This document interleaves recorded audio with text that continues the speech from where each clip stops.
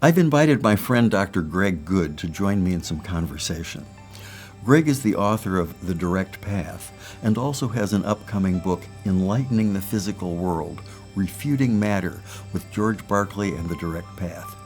In this opening conversation, Greg introduces the path and sets the stage for practices we'll explore in 4 subsequent episodes. I hope you'll enjoy this conversation as much as I did. Greg, I'm so glad to have you with us here and to be able to have this conversation. Mm-hmm. I've known you for about 10 years, mostly in the context of the Direct Path, on which you are an authority and a teacher and my teacher of the Direct Path.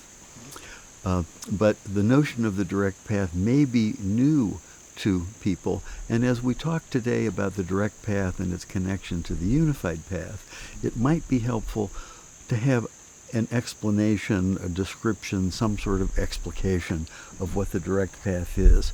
Now, I know you have this great book, The Direct Path, A User's Guide, mm-hmm. but I'd like to hear it directly from you. Sure. Tell us about the Direct Path. Sure.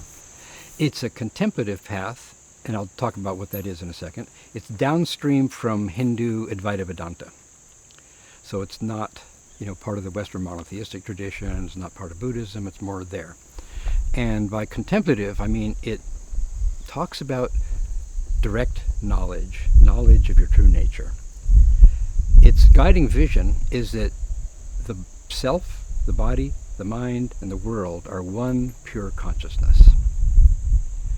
And the work of the Direct Path is coming to understand that in an intuitive, seamless, holistic way. That's not just theoretical, that's not just intellectual, that is the fullness of your being is involved in that. Fullness. As you know, the Unified Path is all about fullness, mm-hmm. and the use of what we call body, mind, heart, and soul, our whole being. Now, how does that mesh with, conflict with, emphasize, or work with the Direct Path?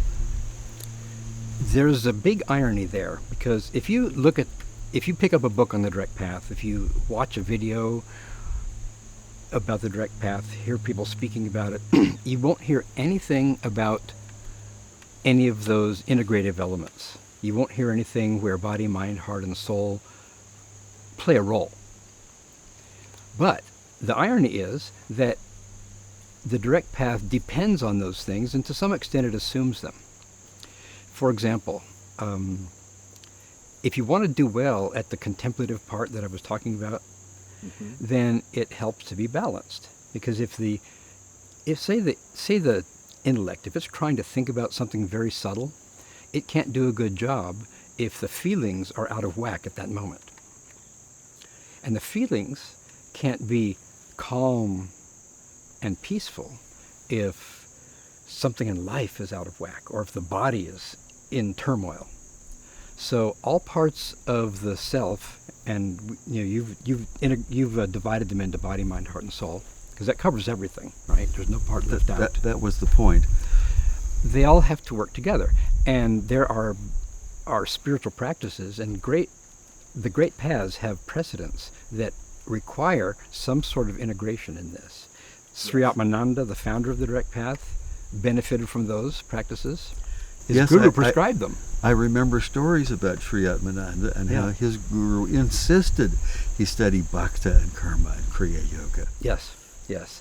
And in my life, in my journey, even before I knew that I was doing this, I benefited from those as well. And there are points at which I've been able to identify in the Direct Path where these other activities come in to sort of help us over speed bumps.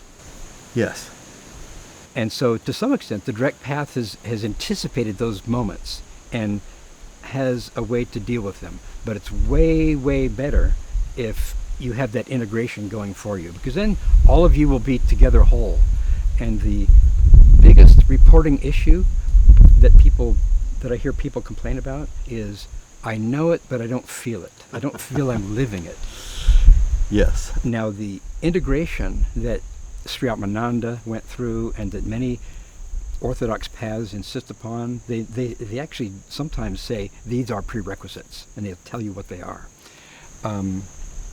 Well, You'll do much better with those. It would seem to me, from my study of comparative mysticism and looking at the religions of the world and the saints and sages of the past, that those saints and sages, virtually all of them, whether we're talking about Saint Teresa or Rumi or Hui Hai or Lao-Tzu, came from traditions in which there was a mystical method that required use of all of their being, body, mind, heart, and soul. And like in Kabbalah, there's this summary of the requirements to say you should be 40 years old, married, and have a belly full of the Torah. In Vedanta, you're supposed to have chitta shuddhi, which is a purified mind. And all of this before you start Yes. on the But serious it's never work. too late. No. Because what if you haven't had these in your background? And you're already interested in the direct path? Mm-hmm. And you know that it benefits from these things? Mm-hmm. You could start them now. Well, that brings me to a question. For somebody who is new to all of this, where would you suggest they start, or what would be a logical first step? Do I get to talk to that person? If I were talking to that person, like person to person. Let's pretend you're talking to that person. And are you that person? Okay. Yes, okay. What do you have in your spiritual background? Ah, all right. Well, I guess I might be a good case for this. I mean, are you still at peace with your background? Some people aren't. Some people have wanted to abandon their childhood religion or something like that. But are you? Well, no, I'm not a practicer of my childhood religion, but I understand those who have come from structured religions in their earlier life. Some might not want to go back. Some might not want to go back. Some might not understand what they have to offer. Right. So I would say if you have that in your background as something you have done, maybe if it feels okay, take another look at those things in light of what you can learn about integration and what integration means, how these different activities can help you. Yes.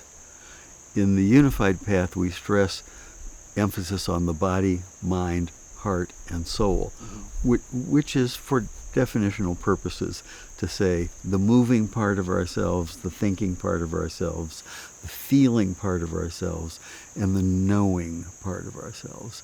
And all of those need to be worked with and stressed, but perhaps to a different degree, depending on the individual or their place on the path or their degree of maturity in these things.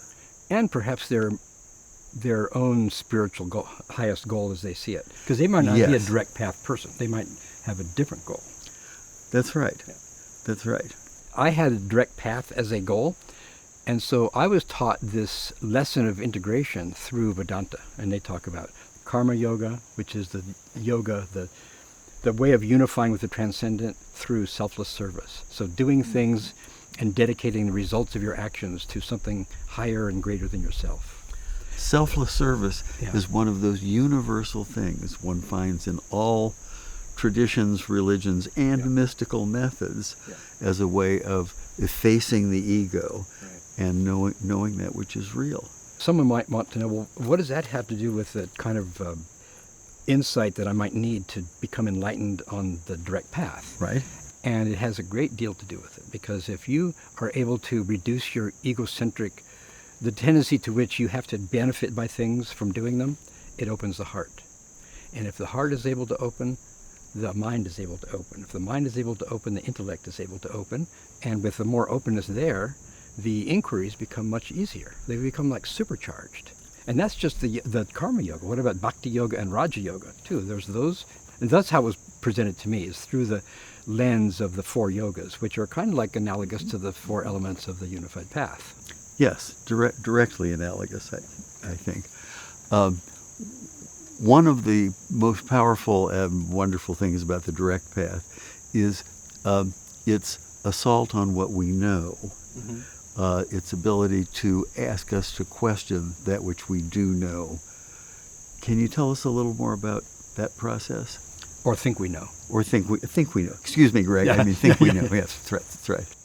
our normal way of starting out, let's say you're going to be on the direct path and you're going to start out, what is the mindset do you start out with? You start out with an assumption that I am a body, or I'm some sort of combination of the body-mind, and I experience things outside of this. So like I experience like this orange, which the direct path book actually talks about. I'm in here, and to some extent this is out there. And so the direct path, that's one like gestalt or set of assumptions we start out with. So the direct, and we think we know that. We think we know that that's out there. It seems like I can see it, I can touch it. And I'm in here, and I receive the results of those sensations in here, and I process that somehow. That's our starting bed of assumptions. We think we know that. The direct path questions every single one of those assumptions. Is it true? Like, and how do we figure out whether it's true? Is it our direct experience that it is so? Do we have just think about it. It seems like this orange exists outside of our scope of awareness. Do we have direct experience that is so? Mm-hmm. We believe it is so, but do we have direct experience that something outside of experience causes itself to be experienced? Or is an orange? Yeah, even that. Yeah, is an orange. Do we have direct experience of that being the case? So that's an example of one of the things that we think we know that the direct path interrogates, it challenges. It doesn't just deny it, it actually look at it. No. It invites this orange to make its best case for itself and try to prove that it's... That's a wonderful thing about it. It doesn't deny it. Yeah. It asks it to prove what it is. And it looks really closely. The experiential phenomenon is. Yeah. Now, I know in the direct path, there's a progression from the physical to the mental to memory and feeling. How is that? I like to say it's from the gross to the subtle, which is the good description, from the gross to the harder stuff to what seems like the softer stuff. And you might wonder, like, why does it go in that direction? It is like arranged that way. That's how the direct path, even from Sri Atmananda, is arranged. You can see that in Atmadarshan, his book, his very oracular book of insights. For two big reasons, I would say. One is that it's a matter of inheritance. We think of a lot of things on physical metaphors. You know, we think of course, like the experience of the orange as though it's really, truly physical and really, truly present. Mm-hmm. But then we use that as a metaphor to think about things that aren't even physical. We wouldn't even say it's physical. Things are physical, such as the mind. A memory. Well, think about the mind, think about having a mental block. All right. When I said that, did a picture occur to your mind that there's like a curtain or a wall falling between two partitions? Sure. Like a partition, two sides? So and if a person takes that metaphor literally, they might really think that the mind is physical. So if we can deconstruct physicality and its assumptions and its claims first, then everything else in the direct path is almost done, because we've taken away the power of those metaphors to appear as literal. We won't take them literally anymore. We can use them. We can use them in a knowing, sort of joyful way without believing that they're the case. Well, this would seem to fit particularly well with the notion of the unified path and the areas that it explores, body, mind, heart, and soul, all of which can be interrogated and result in a path, shall we say, that is balanced according to the need of the user. Yeah. Path meaning what it is that you do, right? That's whatever you're doing is your path. That's right. Oh, there's something else I wanted to say about why the order. Yes.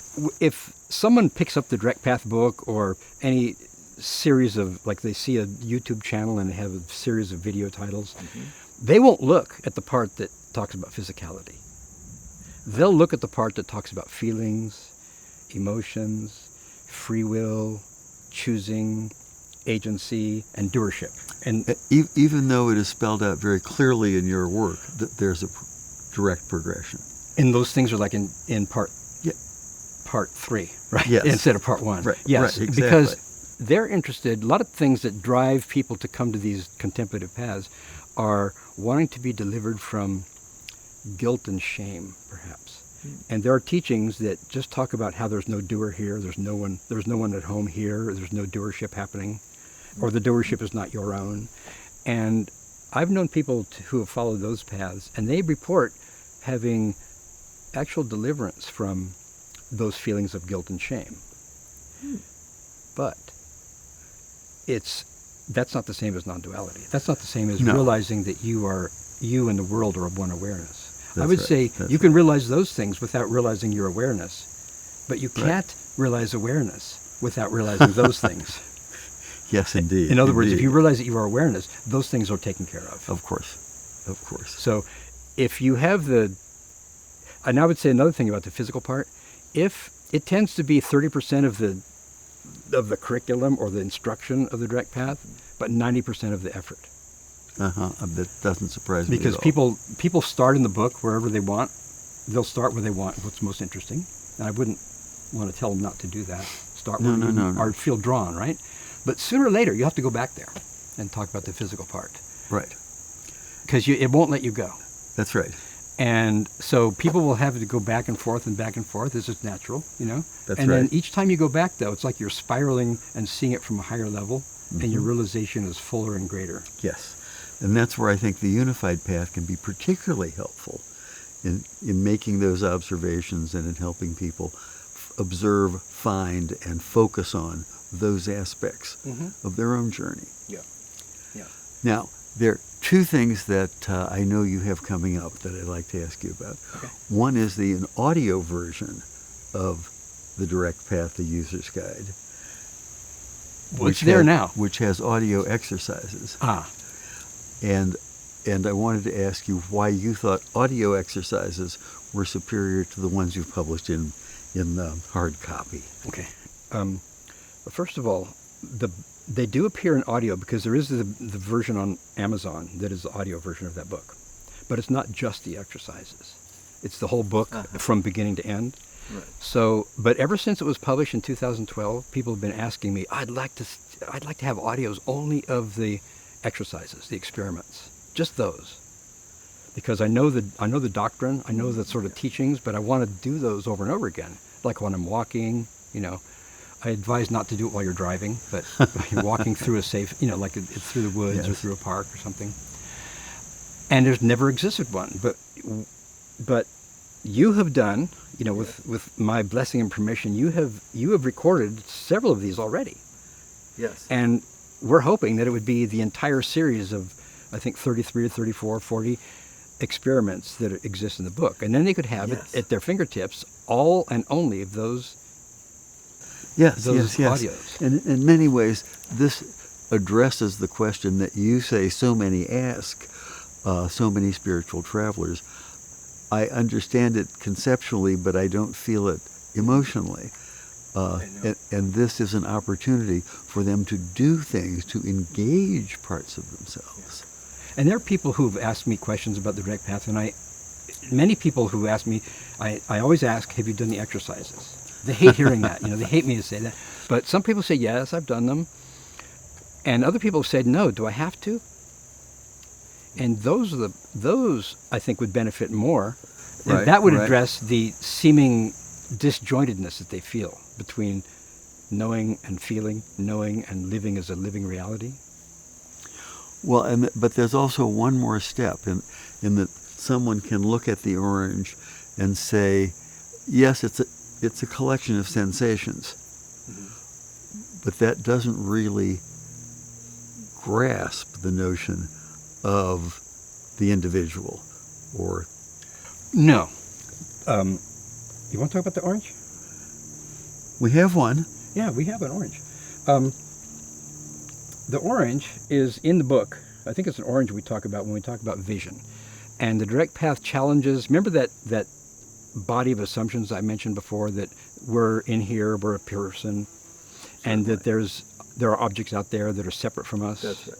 And it seems like they're separate from awareness as well. Aha, here we go. So, the direct path will take each sensory modality by itself. That's its way of divide and conquer. It looks at each one by itself, and it says, is there visual or is there auditory evidence for the thing that I think is there? And so we look at the orange and then we ask certain questions. We can go through that. And then basically you find out that you don't find the orange. That's right. You don't find it. What you find is awareness. And like always and only awareness. And that's really doing the exercise. That's if you really do That's them. really You do, doing the exercise. And you have to do them with a kind of a treasure hunt mentality. You have to really want to find out if the orange, it seems like the orange is really there. Is it? Let's find out. Yes, I think that's so important because I've known people to say, oh yeah, I did the orange exercise, I get it. Yeah. But they don't really get No, it. it would be revolutionary. It would change. I remember when that realization happened to me like maybe 12 or 15 years before the direct path, because I had a good teacher in graduate school that taught me George Berkeley's philosophy. Well, that brings me to my next question. I know you have a forthcoming book about George Berkeley. I do. It's about his 3 dialogues between Hylas and Philonos, and the tentative title is Enlightening the Physical World, Refuting Matter with George Berkeley and the Direct Path. Right. And it's all about going through all of his arguments. It's a book of dialogues, and they're very well written dialogues. And it's a way of understanding what Berkeley meant, finding the connection to the direct path, and maybe doing some experiments or contemplations along the way. That's what that book does. What do you see as the problems, or better yet, the dangers of practicing the direct path? Thinking that it's something personal, that it's about being a bigger or vaster or more powerful or more invulnerable or more enlarged person. I had a person write me email one time saying that they have to go to the dentist next Thursday, and they had a hard time covering the fee to the dentist, and so they had pain in their tooth. It was a molar. And he wanted to get enlightened sometime before next Thursday, probably by Wednesday, so that he'd be able to withstand the pain. He'd be free from pain if he could get enlightened. Okay, so that's an example of interpreting the direct path in a very personal way. Right. Thinking that it's about changing the state of the person somehow. That's one danger. I see. Another danger is that it's possible that if that's all you do, if you don't do it with some supporting activities, supporting spiritual activities, or supporting integrative activities, that it will it'll create that sense of disjointedness between knowing it versus feeling it. They'll seem like they don't have anything to do with each other.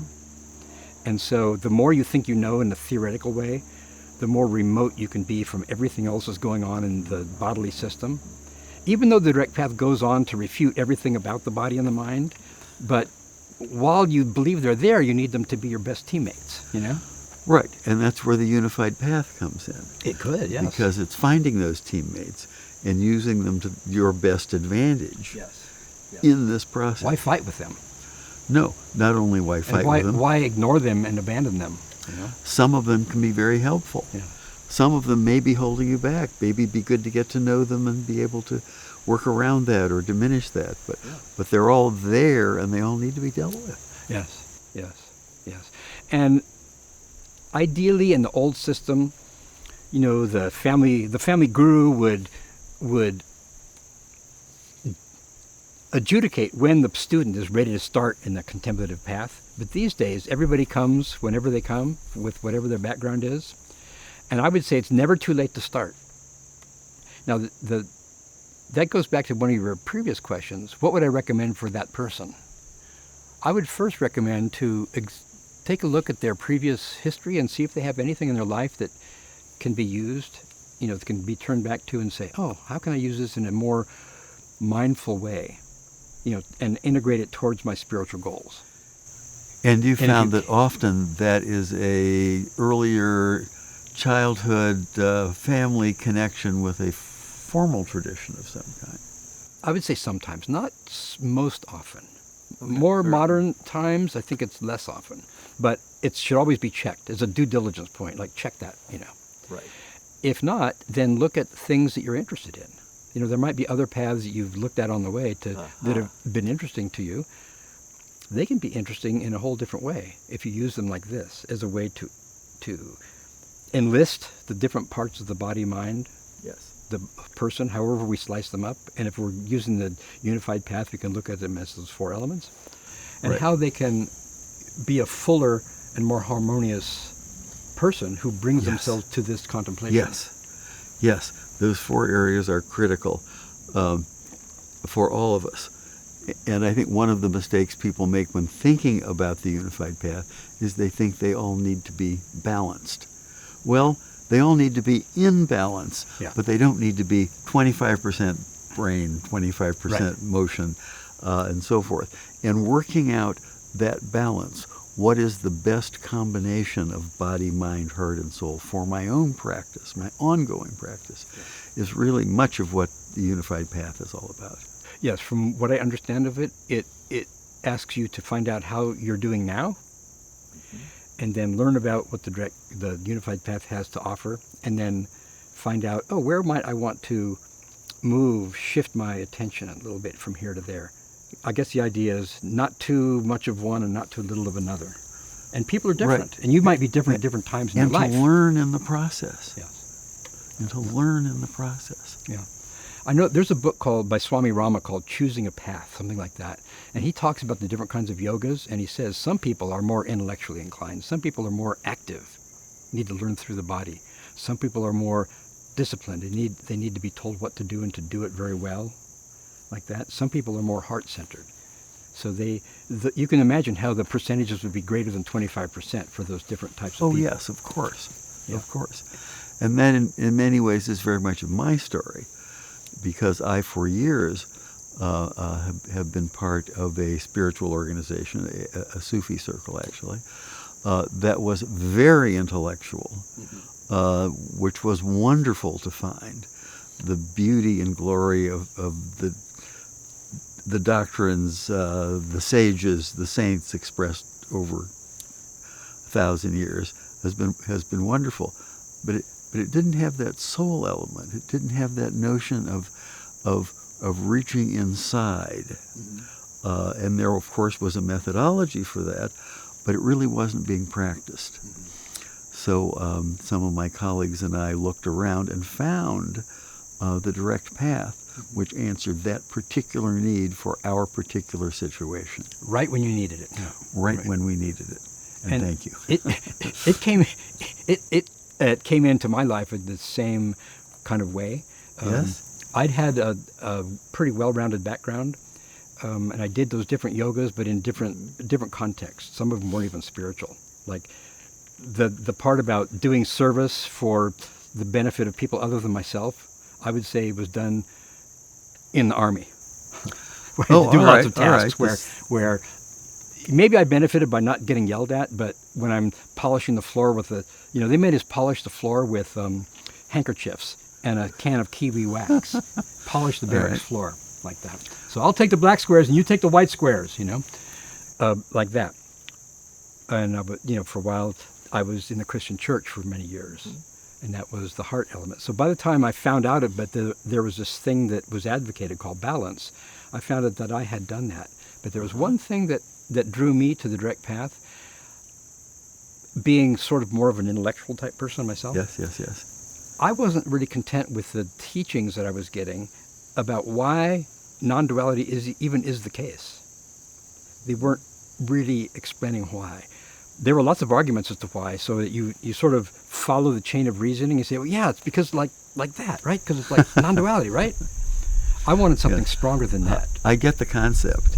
Yes. I wanted something why it absolutely makes no sense that it's not like that. And Sri Atmananda was able to communicate that in very short, telegraphic, powerfully impactful sentences. Yeah, useful sentences. That's what drew me to the direct path. Yes. The directness of the direct path. The directness, yes, exactly.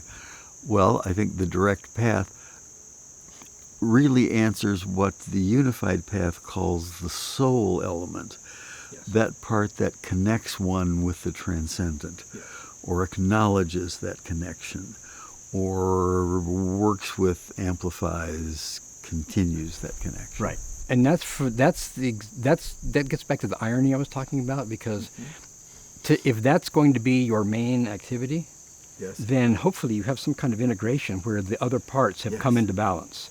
Because if that's all you're doing, you could totally overstress that one part and leave the other parts.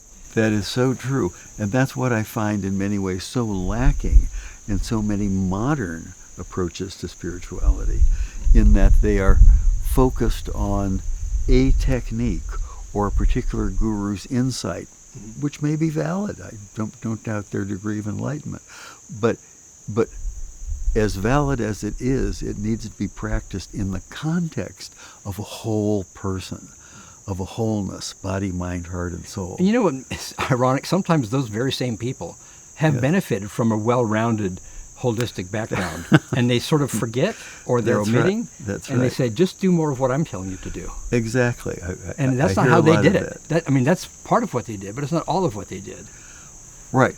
But it's what they have to offer. Yeah. That's what they're teaching. This approach or this technique. So, yes. so in this Berkeley book that you mentioned, I'm talking a lot about unification, and because Berkeley himself talks, not in the book that I'm commenting on, but other writings of George Berkeley's, he talks about it, and what he's really in favor of is generosity of spirit. And generosity is a way of reducing egocentricity. Certainly. Yeah. There's a lot to be said for service. Yeah. He had benefited from those same kinds of heart-opening practices in his religious context. And I like to think that the spiritual benefits that he got from becoming more open-hearted and more generous gave rise to the philosophical acuity that we all know him to have had. He was a young man. He was 28 years old. It was published in 1713, this book called Three Dialogues. And that was quite remarkable. Most commentators remark about how wonderful it is, or how sort of amazing that he was that young to have come up with a philosophy that people are still talking about to this day. Well, Greg, two last questions. One, where would you suggest someone start? Are they a person who has decided to do the direct path or the unified path?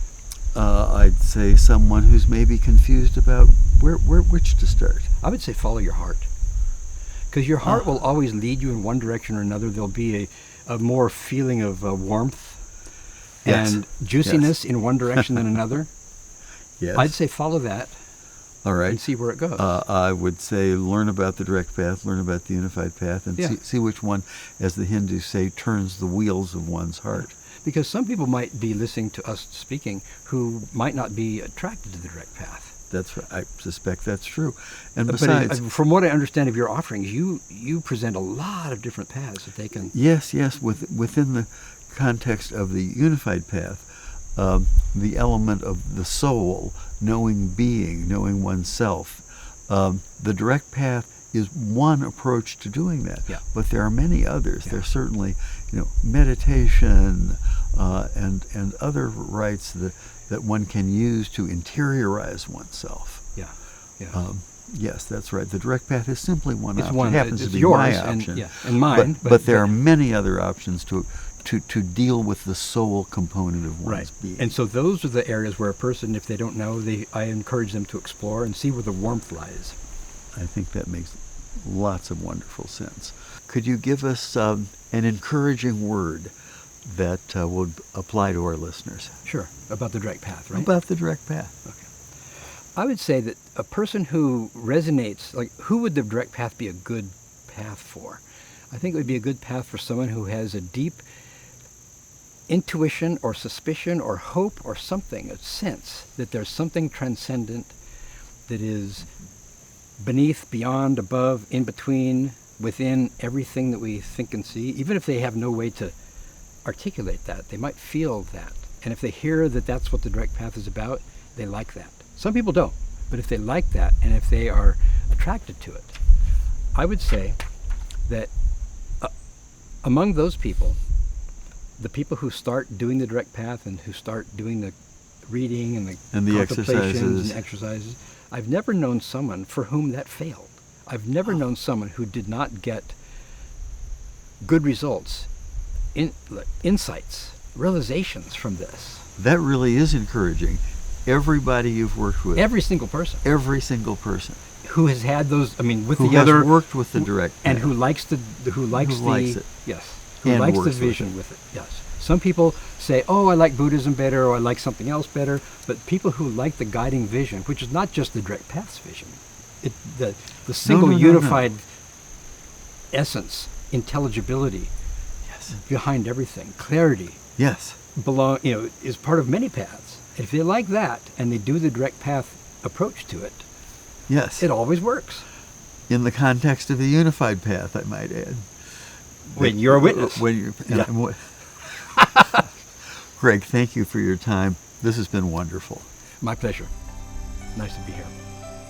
I hope you enjoyed our conversation today with Dr. Greg Goode. I'd be interested in your observations and anything you'd like to add. Please leave those in comments below. Please like and subscribe. And until next time, remember, body, mind, heart, soul, one.